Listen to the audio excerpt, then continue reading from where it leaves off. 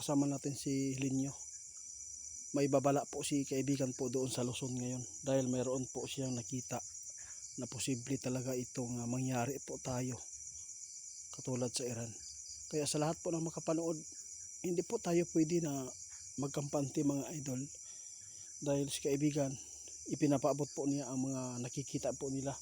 Nangyari po ang sinabi po ng ating kaibigan, paulit-ulit po, nakakasawa pakinggan pero nangyari. Kaya sa lahat po ng makapanood, si kaibigan, nag-usap po kami kanina, nandito po siya para ihatid sa inyo ang boses po niya dito, maririnig po ninyo. Ako na lang po mag-translate kasi sinabi ng ating kaibigan, ito may gusto kong ipaabot sa lahat ng makapanood sa Luzon. Hanggat hindi pa dumating ang katulad doon sa Iran, kailangan po na maghanda po ang ating mga kababayan, mga kapwa nating Pilipino. Maghanda kayo mga idol. Si kaibigan mismo ang naghikayat po sa akin na ipaabot po ang impormasyon na nakikita po nila. Kaibigan,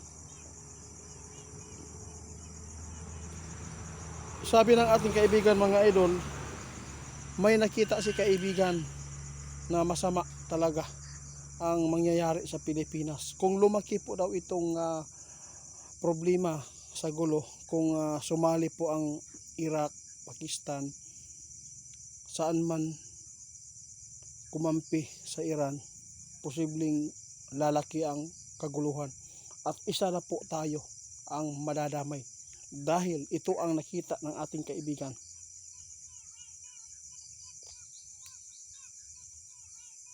Salamat.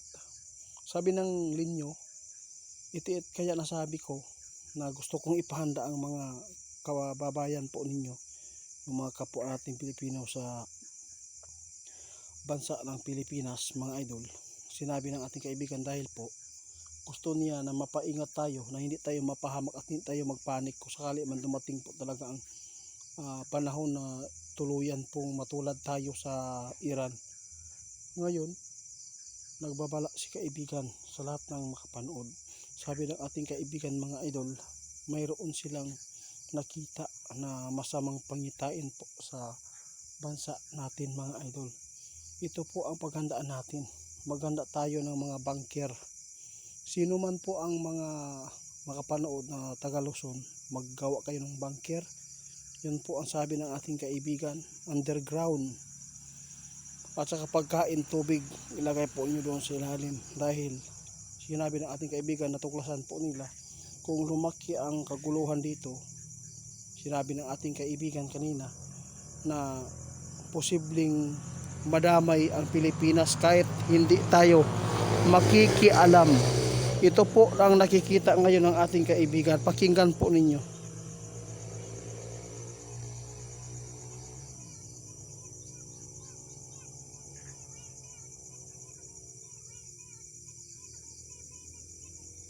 Grabe. Mga idol, ito po ang tandaan ninyo ngayon.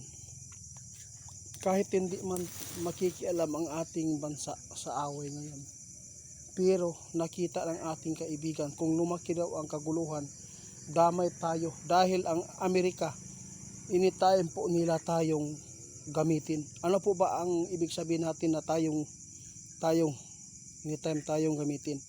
Yung teritoryo natin, yung lupa dito sa Pilipinas, dagat, gagamitin yan ng Amerika para doon po simulan ang mga pandigmang sasakyan nila na dito po nila ilalagay sa atin para dito po umpisa po ang kanilang pang-aatake.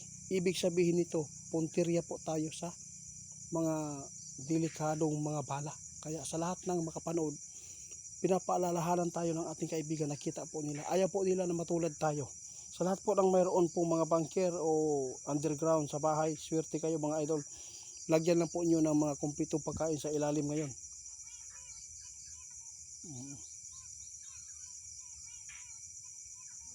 Grabe kaibigan, salamat. Mga idol, huwag kayong mawalan po ng flashlight. Kailangan mayroon kayong flashlight na 5. Kasi kung sakali man